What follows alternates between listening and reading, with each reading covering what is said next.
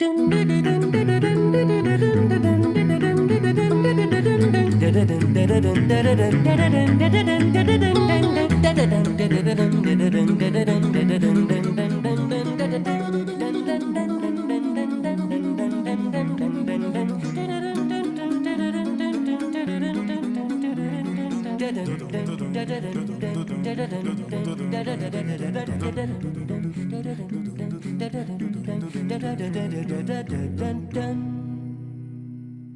evening, ladies and gentlemen. We're so glad to welcome you as part of our community tonight.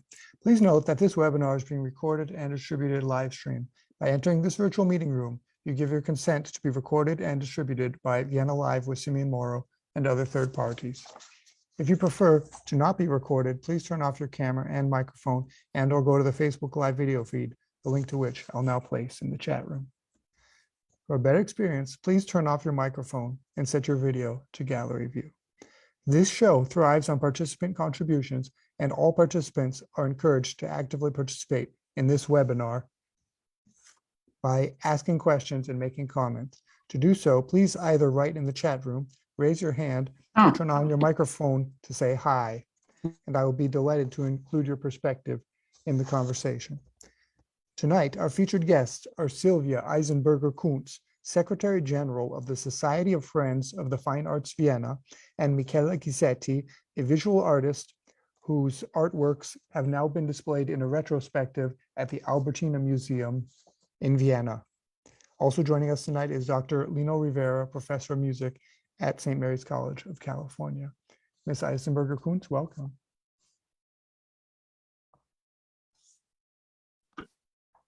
Hello. Would you please tell us a little bit about yourself? Hello. Hi, I'm Sylvia Eisenburger-Kunz. I was born and raised in Salzburg, Austria, and studied at the University of Vienna, interpreting and translating, and lived in various places, New York and Frankfurt, and then back in Vienna. And 40 years ago, more than 40 years ago, I became Secretary General of the Society of Friends of Fine Arts in Vienna. Okay. Ms. Gizetti, welcome. Hello. Would you please tell us a little bit about yourself and your work? Well, I think I speak a little bit longer. Well, I was born in a village close to Bergamo. Since I was a child, I had the passion to paint. My father also had the passion to paint, but he forbid me to study fine art. He had fear that art couldn't give me enough money for life. So I was forced to finish my high school diploma in commerce. When I was 20, I was unhappy working in a company. After a long preparation, I tried to have the admission exam at the Fine Art Academy in Bergamo, and I got it. After my study at the Fine Art Academy in Bergamo, I decided to move to Vienna. I hated the idea to stay in Italy in my small village. Bergamo was not international enough for my growing interest as a young artist. 1992, I started to study graphic and painting in Vienna. At that time, I did a lot of etching and drawing. At the beginning of my career, I was a mother of two beautiful daughters. Now they are beautiful, strong women too. Wow, fantastic. So, Ms. Eisenburger-Kunz, can you tell us about the Society of Friends of the Fine Arts Vienna, and how did you become involved? What exactly does the society do? Okay. Society, as I said, was founded more than 40 years ago. It focuses on supporting museums and promoting young artists and trying to get the Austrian public, which is traditionally music and theater oriented, closer to fine arts by organizing art trips, lectures, guided tours through museums, gallery hubs, invitations to art fairs, etc., etc. And we have, over these 40 years, we have bought about more than 200 works of art for our partner museums. We started for the Academy of Fine Arts in Vienna.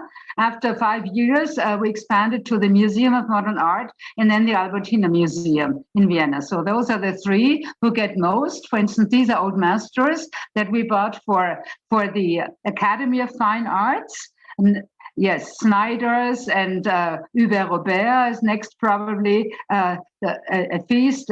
Yes, this is Hubert Robert, a Roman ruin, and several others. This is Tony Craig, which we bought for the Museum of Modern Art. And then we probably go on to a list bought for the Albertina, which is quite impressive. No, here's the new masters again for the Academy of Fine Arts, mostly Austrians: Gütersloh, Andreas Urteil, Wolfgang Holliger, etc., etc.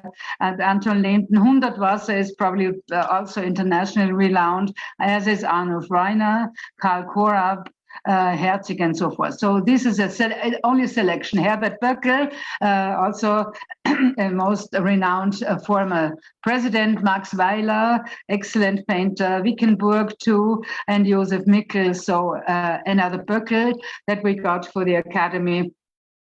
And Jetmar, who is Walter Eckert, oh my God, he was a professor at the Academy. Probably not only few people know him. Prawensky recently died, also internationally known, and Eva Schlegel, who is our star as far as, apart from Michaela, of course, as far as the female art scene is concerned. And we also promote young artists. That's one. Oh, here's the Academy, right? Albertina. Albertina purchases for the Albertina. Chuck Close, which was recently exhibited in one of their recent. Gironcoli, Damien Hirst, whom you all know. Gustav Klimt, an early drawing, sitting lady, seated lady. Then Martin von Meitens, who portrayed Empress Maria Theresa very often, and Robert Rauschenberg, whom you all know, a series of works by Andy Warhol, the electric chair 1, 2, 3, 4, 5, and so forth. Yes, you can go faster with electric chairs because, yes, it's in different colors, as you know. These editions by Andy Warhol in various colors, right? So this is only a small example of what we have done over the past 40 years as far as purchases. And I must point out, we never buy on our own. We try to fulfill wishes that are brought to us by museums, because we are convinced that the director, whoever is boss of a museum, should decide on his own or on her own what to buy and how to expand and complete their collections. So that's for the museums. And young artists is a different topic. Do you want to go? Do you want me to go ahead with that, or you want to save that for another? Okay, so yes, and we are the only private organization that buys regularly works from young artists, trying to give them their first kick into a career. Some museums buy, of course, young people, but we're the only private ones. And I must say, many of them, like my dear friend who sits next to me, whom we supported many years back, has made a fantastic career, culminating in her just recently closed solo show at the Albertina Museum, which we're going to have a look at later. So we have supported, I don't know how many, galore young people, mostly starting with students or alumni of the Academy of Fine Arts. And we don't collect for the sake of a collection, but we buy to support them and give them their, as I said, their first sort of kick into the career. And that's why museums are afterwards allowed to browse through our storage, to our depot of young artists, and pick them and include them in their collections again. So that saves them from buying them. Fantastic. So let's take a look now at the video about the retrospective of Miguel Gizetti.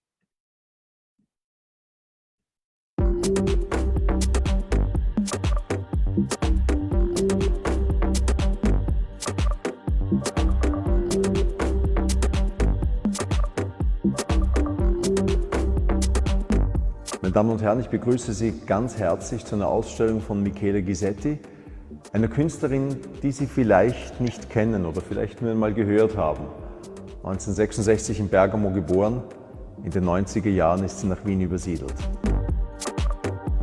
Michela Gizetti hat eine Kunst geschaffen, die mir geradezu einzigartig erscheint. Sie arbeitet in erster Linie auf Papier.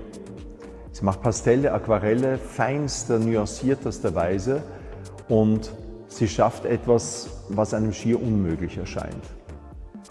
Die höchste Spitze des Realismus taucht in ihrem Werk gleichberechtigt mit äußerster Abstraktion auf.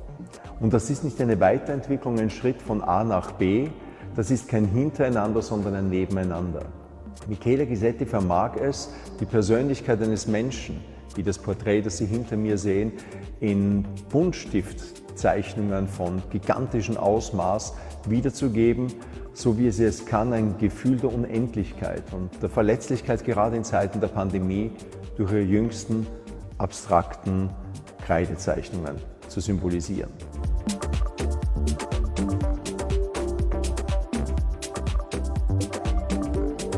Daneben arbeitet Michela Gizetti in ganz anderen Materialien. Sie macht Puppen, sie gebiert sich ihre eigene Familie aus gefundenen Materialien, aus Vasen, aus Gläsern, aus Seilen, aus Kokosnüssen.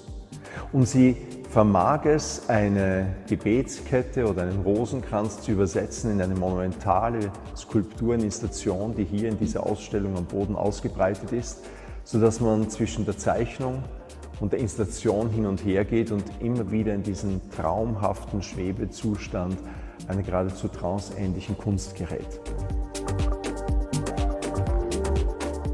Es zählt für mich zu den befriedigendsten Aufgaben als Generaldirektor der Albertina, nicht nur die großen Meister der Kunstgeschichte zeigen zu können, sondern immer wieder auch unserem Publikum Entdeckungen vorzuführen.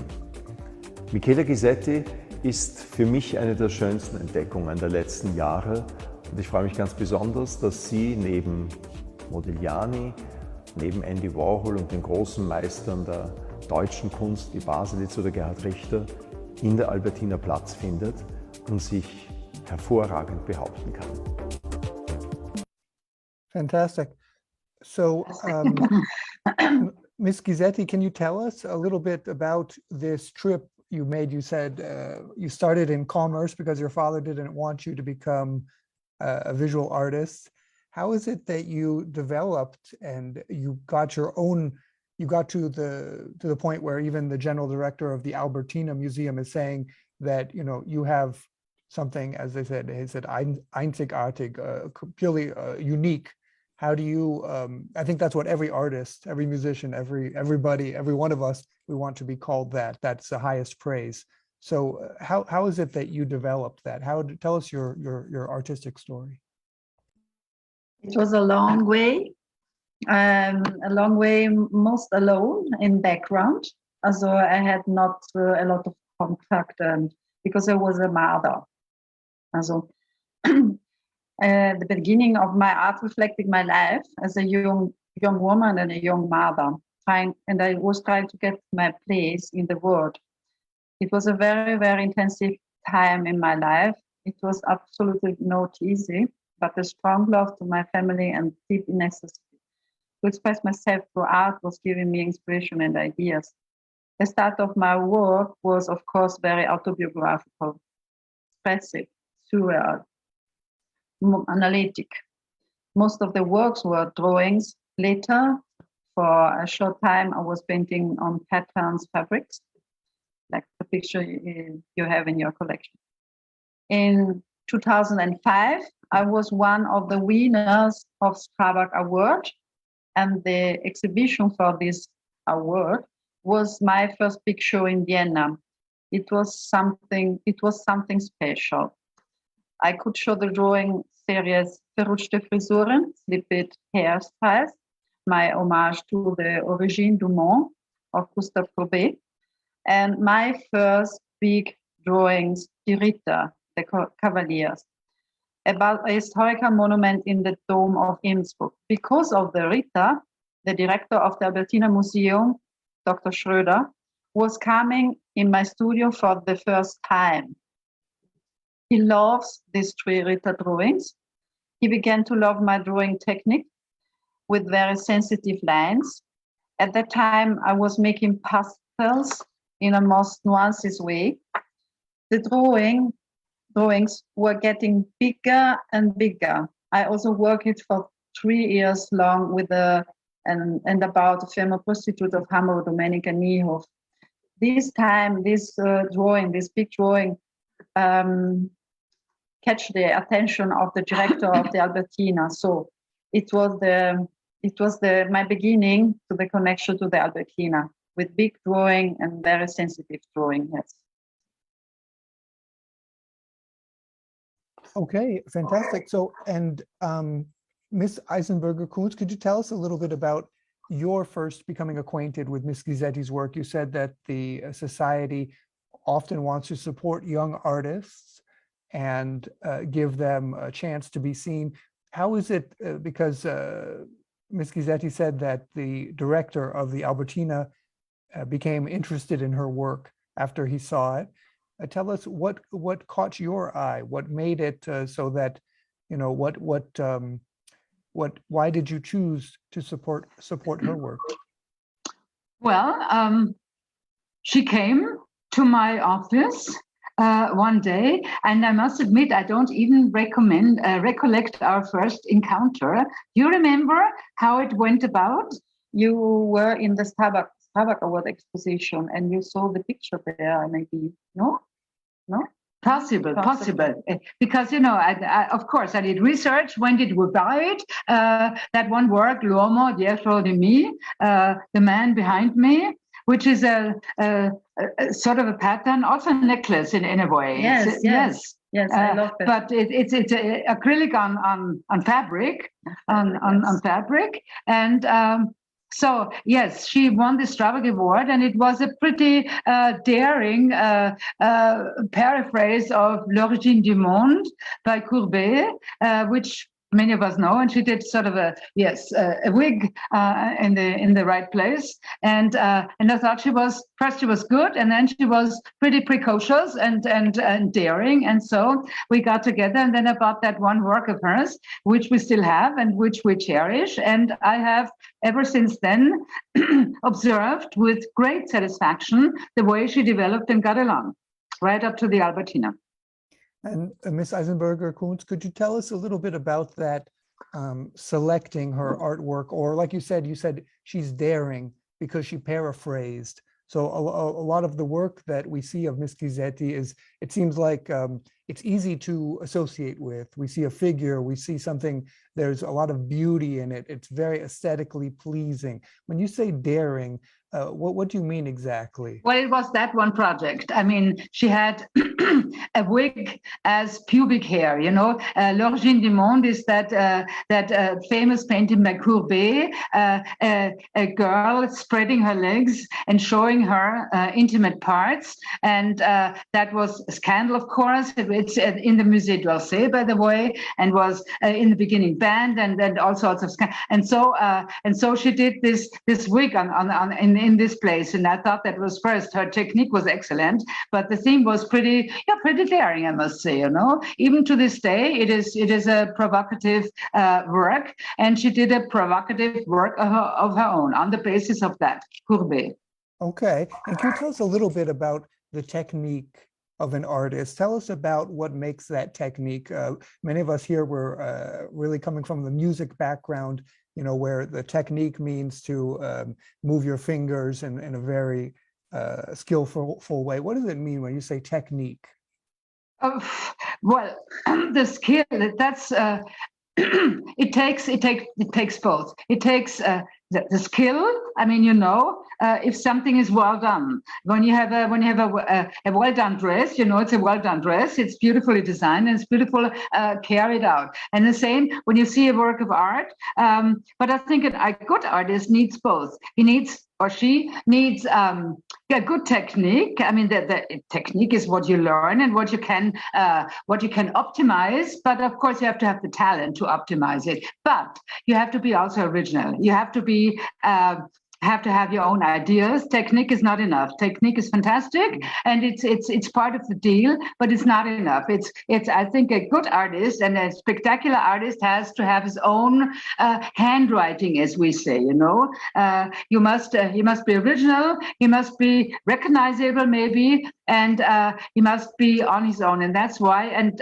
now, of course, I come back to paraphrase, which you might say is not original. It is original, of course, because it's what you make of an original, like what we saw in that introduction, the girl, her self-portrait, that was, of course, an allusion to The Girl with a Pearl Earring by Vermeer, which is at Maurits' house in the Netherlands. But what she did with it, you know, putting herself in that place with that beautiful earring, same position as the girl, I mean, that makes that work unique again. Fantastic. I am at the same time the girl and at the same time the painter. Yeah. Fantastic. Let's take a look now. We have what's pretty outstanding, I think, a virtual reality tour of Ms. Gizetti's exhibition, the retrospective of her work in the Albertina. Please follow me to the Albertina Museum. So here we are. Tell us a little bit about this, Ms. Gizetti. This big installation, also two pearl necklace. In the past, I almost the time love to draw pearls. I love to draw pearls because of the reflection. It is a very complicated form, completely round. And on the occasion of this Albertina Museum, I decided to reproduce big two necklaces. And they are completely different. One is with a lot of color and dark. The other has no color and she's hell. And I want to express the idea of complementarity, to express the idea that we have to integrate different parts of our life, dark and hell, day and night, rich and poor. This installation title is Unus Mundus, one word. We only have one word. And I want to explain or to show that we can all be a part of one word and we have to integrate complementarity. Fantastic. And I want to say also, please, if any of our participants have any questions, they'd like to ask something, they see a detail, they'd like some more information about it, please turn on your microphone and just say hi. Thank you. Okay, so let's move on to, I believe we're going this way, straight forward. Maybe at first the black woman. Okay, we'll go over. To The triptych. The triptych. Here we are. So we see here two big drawings, and the third part is completely abstract, only with the gold. It is her own work, her own art pieces, and the name of the first pieces is that director of the Albertina showed in the middle is Aefia, is the name of this woman. It was the first pieces I was drawing. The second pieces is in the Albertina in this position. Is the name Afwa der Weg, Afwa the way. This is Afwa. The second one is Afwa the way, and the third pieces is Maximo. So this is an artwork in three parts. I wanted to give myself as a woman and as a female artist a big place to be in the world, and especially in the art world, to give place woman being. First, I painted with color pencil the portraits of a European woman, Felicia. It is in the other room. And after that, the portrait of Aefia, an African woman from Ghana. I was meeting her in Vienna. At the beginning, I wanted to draw a lot of woman faces, close up of faces of women. but I stop it after Afwa. It is enough to show these two, the one and the other, how they are unique. It is enough. I want to communicate uniqueness. I don't need continue to draw woman portraits. It is done. The second work, Afwa the Way, show my desire to change my art to be and my art to feel in art. Her hand, if you can show the hand of the Afwa the Way, this hand is not finished. This hand is not finished. Because at that time, my father was dying, close to the end of these drawings. I decided not to finish this drawing. I perceived that this way of drawing, this perfectionism, was a way to show to my father how good I can be, maybe to get more of his recognition. So this picture is at the moment part of the collection of the Albertina. It's very, very, very perfect art of drawing, a very big drawing, sensitive drawing. But I had the feeling it's the last one. It's beautiful, but I don't want to continue this art to paint because I don't feel free. It is no enough freedom for me in this art to draw, copy a photography. Okay. So, and when I was painting the hair, I also were very emotional, very free. It's not important to observe when the eyes beginning or the lips begin and the end. I feel free, and in this moment, I catch the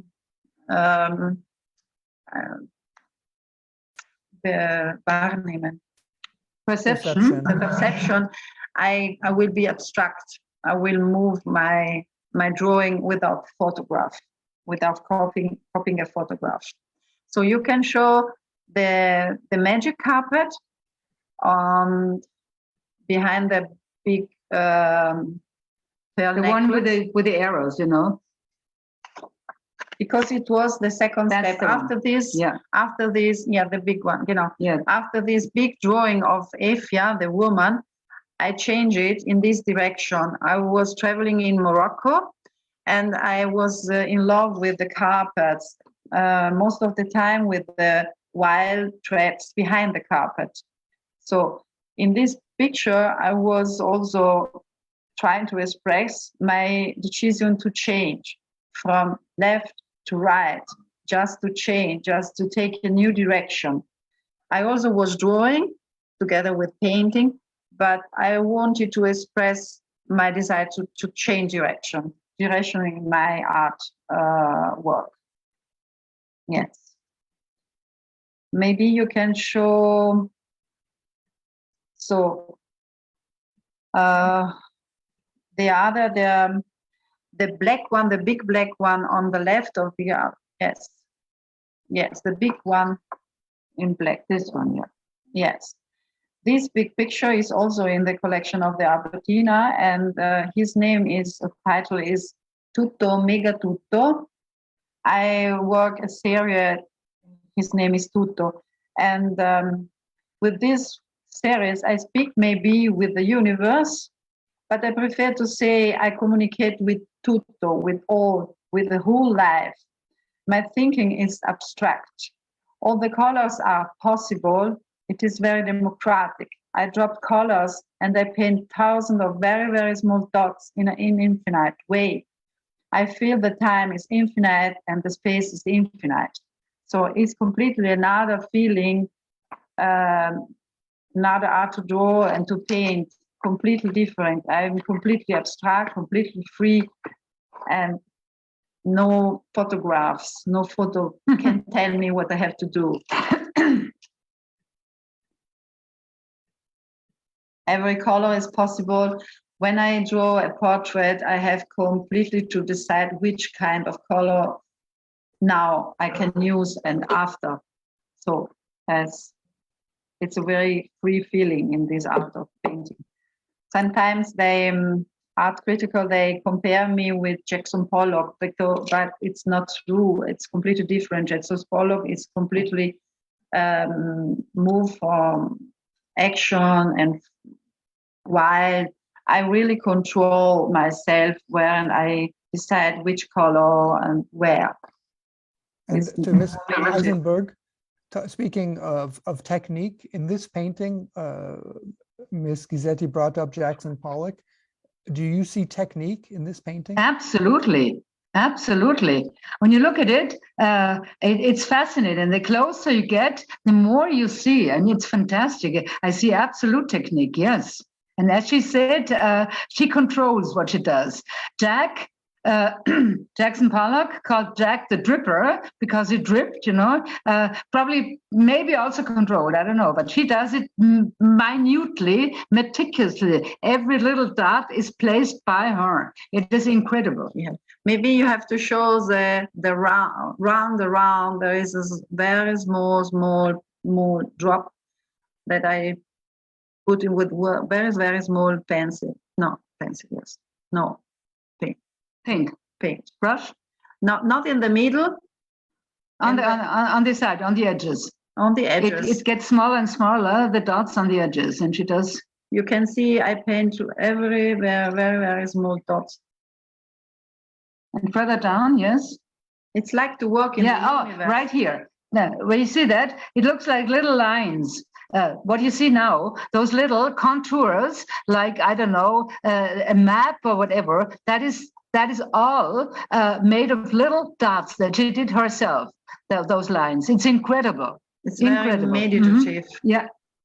Wow. It's like a long time in the space. It's my meditation. It's my time. Can you make it even larger? Can you enlarge it a little bit more that you might see the dots? No, you can't. Sorry, that's as far as I can go. Focus, zoom, you can't zoom anymore. Okay, so you don't see them, but yeah, okay. So you have to go and look at it in real, okay? It's fantastic. It's all those lines, all those contours are little dots. Maybe you can show now the yellow one, the big one. They are similar, but this one has a black ground painting. The yellow. And the yellow one has a ground painting with the primary colors. So these art of painting are very, actually, also, ich mache sie gerade. Also. Oh, I'm doing them. That's my recent work. Yes. And the name of this new series is Moana. And in this art, maybe you can say I speak with the ocean. Moana means ocean water. So I have a relation with two words: the universe with sky, and then the deep of water. So in Moana, I began painting with a very, very big brush, using only the primary color, yellow, magenta, and cyan.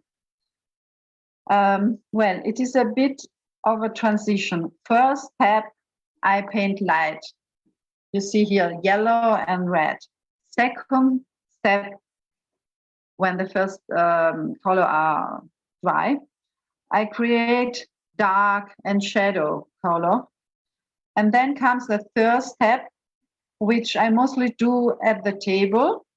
I just take really small sticks, a bit like the Aborigines. They have wooden ones, and I have found ones made of plastic, and start with really small dots. They are quite bright.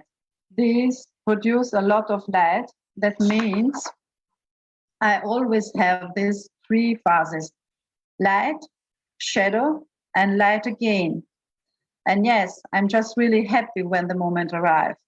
Okay, this foundation is now ready, and I can begin with these fluorescent dots. Here they are. This just fills me with an incredible amount of energy. I just love reproducing this flickering effect. I really love flickering effect. I really sense it in myself.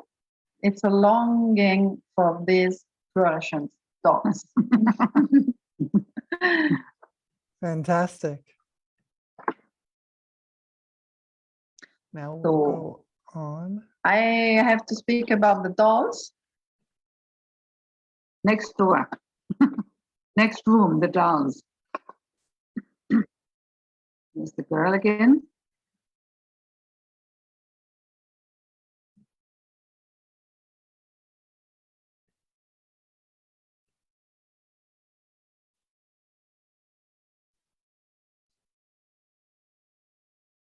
These were the nights Yes. we were talking about.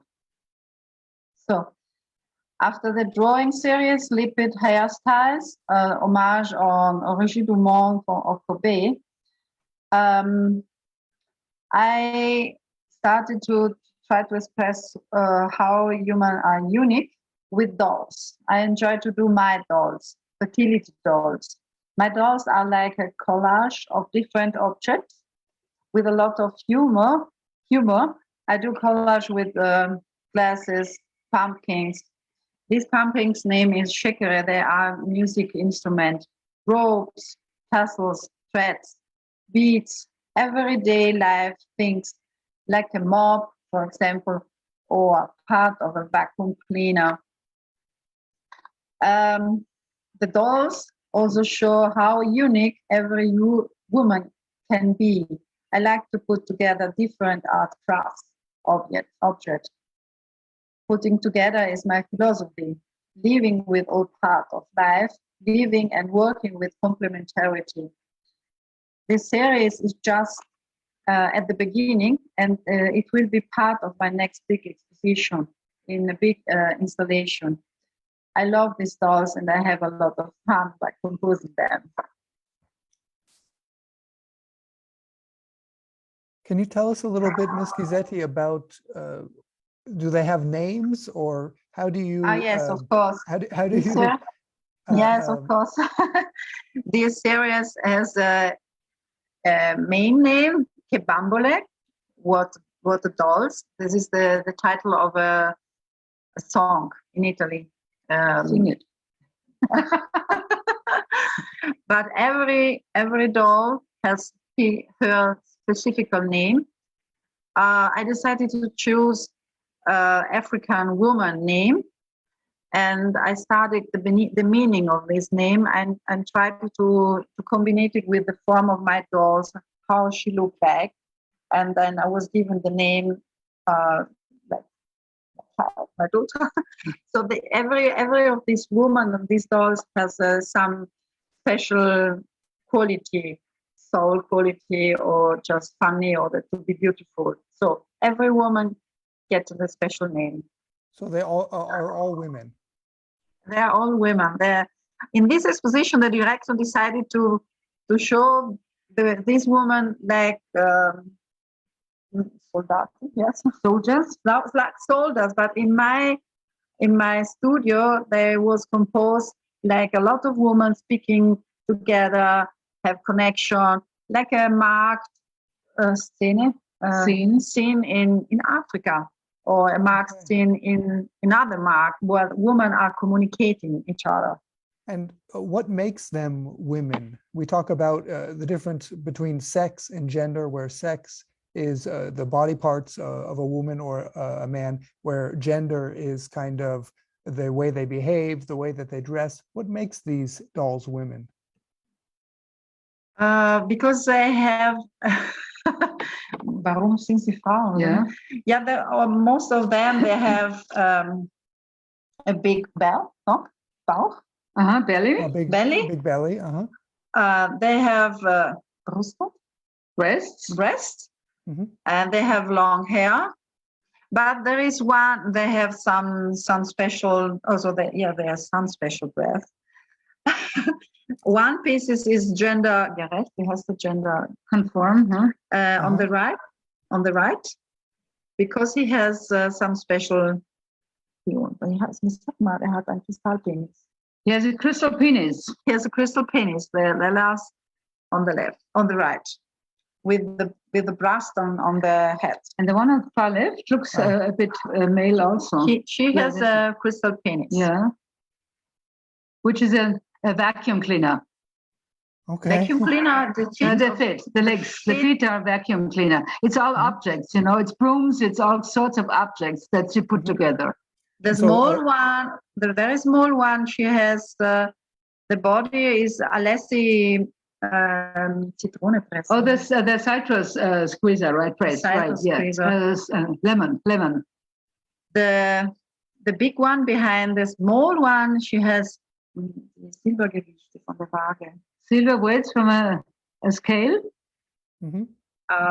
The hair are from Ziegenbart.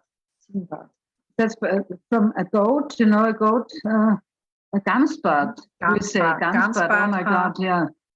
That's what the Austrians wear on their hats, when they shoot a deer. What is a Gemse? The Gemse. They have this. So it's called a game's beard, and they wear it as a trophy on their hats. Okay. The legs are the bases of a lamp. Okay, lamp base. Okay. So, Ms. Gizetti, so they're all friends, like you said. They've been exhibited like they are independent, but in your imagination, they should be all in society, friends. And so will you continue? Will you make more men, or will you make... I don't know. I continue. Two pieces, they come back for my exposition in Berlin now. I don't sell those a long time, many years, because I want to show these many dolls. Maybe will become men's or mixed woman and men's, trans, everything will appear. I'm sure everything will appear. And I will try to expose them in a Kreis. Circle? In a circle. Zusammenhängen, zusammenhalten. Put them together. Yeah, all together, yes.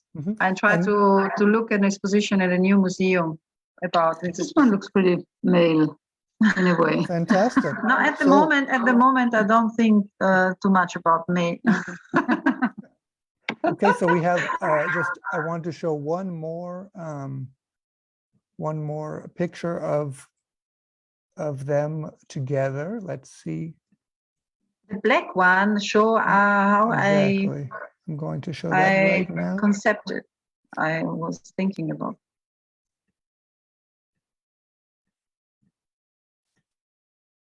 Yeah, in my. There they are. Yes. So this is where they're in a social position. They're talking to each other. They're friends. Yes. Okay. Like a family, like a party, also with more life. Fantastic. Okay, so this brings us to our first roundtable discussion. And I'd like to start with Ms. Eisenburger-Kunz, please.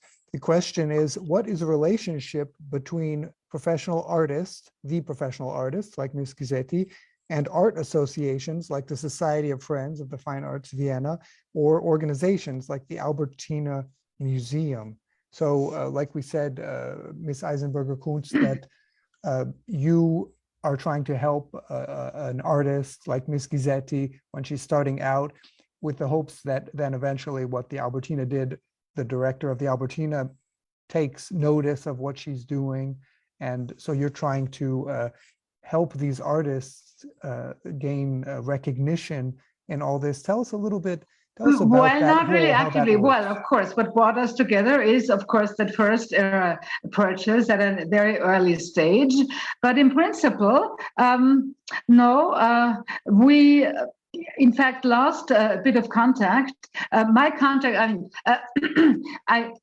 they come pretty often, those young people. We have about, I don't know how many young artists that we already gave that first impulse. But no, that's not our task. We try to get them, for instance, our very first one, that is a very moving story, was a man named Anselm Glück. Glück means good luck, and he was the personalized unhappiness, whatever. He came haggard with unkempt hair and a person of misery. And I liked his drawings. He made sort of like clay-like scribbles, but very, of course, very individual. Anselm Glück, I mean, very, very. And he was the first one that we started this this project, this series, and I bought several of his works on paper because I liked them and I liked him. It's also I like it if I also like the person. I must admit, I like buying art and I like supporting young people, but it makes you feel much better if you get along with them very well, which I do with many of them. So this guy, Anselm Glück, I bought quite a few, works, and it really got him to something, because those young people, when they have their first show in a gallery, they mostly get a space for free, but little else. They have to pay for invitation cards, for postage, for posters, and so forth. And so he, with that purchase, he could afford a fantastic yellow big poster in his next exhibition at quite a renowned gallery, and that really got him the kick. It wasn't my doing. We just gave him the first impulse, and he did it with that money what he thought would be best, like financing that fantastic bright yellow poster with his scribbling. And it got him started on the right way. And he, to this day, he's now renowned, and he's owned by museums. I mean, I think he's probably, Anselm Glück, he's probably 60 or so, 60, 55. I don't know. But anyway, and sometimes and that's extremely moving for me, when they are feeling good, they sometimes think of that first impulse that they got, and he writes me letters. Dear Mrs. Eisenburger, today I'm taking the day off. I'm taking streetcars, I'm riding through Vienna, and I'm not going to do anything. I'm going to rest and eat and drink, but first I'm going to write you a letter and say how much I owe to you in your first purchase that made everything possible. That is fantastic. It doesn't always work that way, but it's extremely gratifying to hear that and get that response. So, okay, and yeah. So my relationship, and many of them come back, and then we say hello at exhibitions. I'm very glad when they get, I like Mother Hen, I watch them and see them develop, and I'm really proud of them when they get somewhere. So our relationship with those young kids that are many of them are no young any longer. But anyway, that is that's one thing. And of course, when they graduate to museums, it's up to museum directors to pick their choice. That's not up to us. We leave them into their independence. But the relationship between artists and museums, that's probably up to you to say. I mean, because the renowned artists that we don't buy, or we do buy, but only on request of the museums, as I pointed out before. So that's up to them to say. But as far as I can observe, because I go to all the exhibits of our partner museums, of course, and get to know the artists and get to know and see the relationship, and it's mostly a very good one. I think otherwise an exhibition doesn't work. If we don't get along with each other, the museum directors or the curators and the artists, it doesn't make sense. Huh? Have you ever experienced an exhibition that you didn't like, that you hated the atmosphere? No. I mean, they choose their people, and some artists are of course difficult. I mean, no question. I mean, for instance, I went to the other day to a very renowned architect.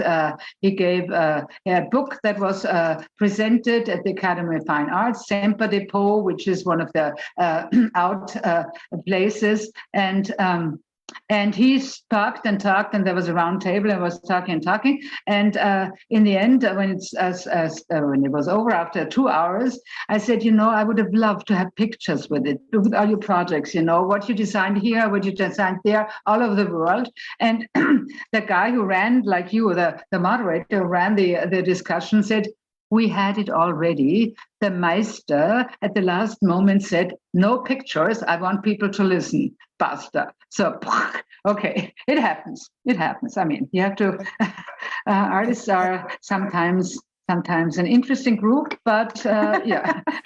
And Ms. Gizetti, this brings me to my question to you, which is it the museum that makes the art worth something, or is it the artist that makes the art worth something? I'm thinking about Vincent van Gogh, who, of course, I think he sold one painting or two paintings to his brother his entire life. His art was apparently not recognized. Without that recognition, is it that the art is worthless? If you had not had this exhibition in the Albertina, does that make your art worth less than it is when other people are seeing value in it? Or how does it? How is it that you, as an artist, see the value in something? It is a very strange question. It's a very strange question. I am an artist. I am an artist. My art is art. Also, it's not. It doesn't depend on the museum. Also, I believe in art without institution. I am very primary in my feeling art. Also, of course, it's now a very important step because allow me to sell more and more of my picture because I get interest, more and more interest of public, new people. It's and with more money, I can do more art and more art, but I'm also happy doing small art, not every day, because the source is here. I love my source. It's the same of if I do art every day or only one day in 1 year. Fantastic. Okay, so let's move on to our second roundtable then, which is, are the fine arts relevant in a Western world once again at war? Miss Gizetti, shall we begin with you? Yes, it's also a very strange question. Of course, art is relevant. Art is the only way to reach human development, to reflect human resource, to follow our intuition, to create our resource to change human being, to avoid prison in our thinking, to speak with our soul. War is there where art doesn't exist. Wow. Miss Eisenberg? Well, absolutely, of course. I wouldn't even draw this connection. Of course, art is extremely important, and what bugs me right now is that constant conversation: should Russian art be exposed in museums? And that, I think, is, or should Russian music be performed in concert halls and in operas? And it really, I mean, I can't believe that people seriously question whether a Tchaikovsky should be played at a concert or that Boris Godunov should be performed at our opera house. And it was the question. And in Italy, there's this discussion: should Russian art be exhibited? And as a reaction, which I think is fantastic, the director of the Uffizi Museum staged a show of Russian icons in a new annex building of the Palazzo Pitti in Florence, because he wanted to sort of tell people, look, folks, I mean, this guy is doing what he's doing, which is atrocious and awful. But I mean, what has art got to do with it?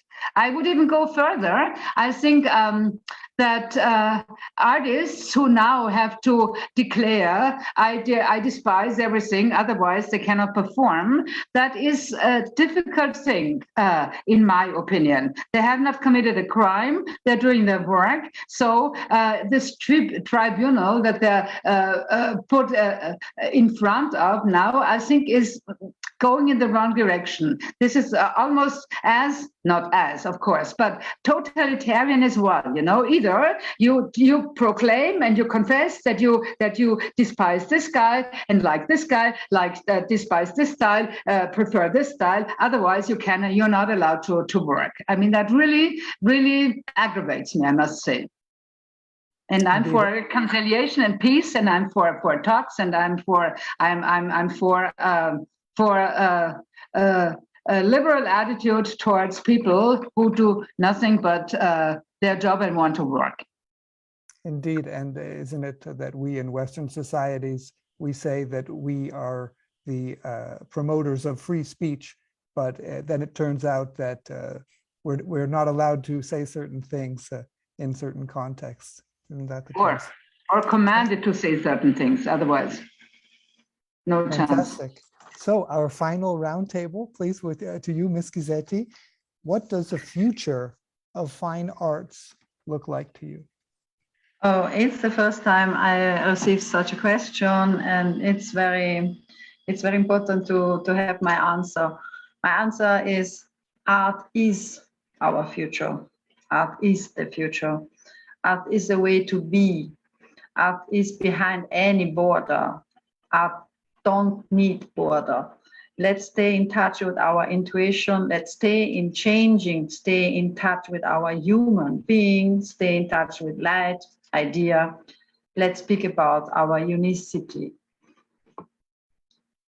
Wonderful. Okay. That's absolutism, right? Of course, I'm also convinced, of course, that art is going on. The ways that it's going to develop, we'll see. Certain styles change, or like you said, certain personalities are only recognized 100 years after they're dying or they're died. You never know. You have new art forms. For instance, now those very much discussed non-fungible tokens, which is that are art, IT art stored in a blockchain, and immense amounts are being spent on those blockchain on those NFTs. We'll see what that brings, but let it develop. The only thing that, for instance, many people are violently against these NFTs. I see them in a different way. It is, for me, the contemporary form, the IT form of an edition. You used to have etchings, engravings, silk screens, whatnot. In additions, sometimes thousands and more thousands. I mean, Damien Hirst does. Whatever galore. He, by the way, does of course also do NFTs. Of course, that he's right in the business. So let it. Everybody buys their little thing. It's an original, and you say you could have it on any I don't know TV screen. Yeah, but it's like an action that is signed and that has that number 5 out of 50 or 3,500 out of 10,000, whatever. So it's sort of an original derivative of an original. And why, if people want to buy it, why not buy it?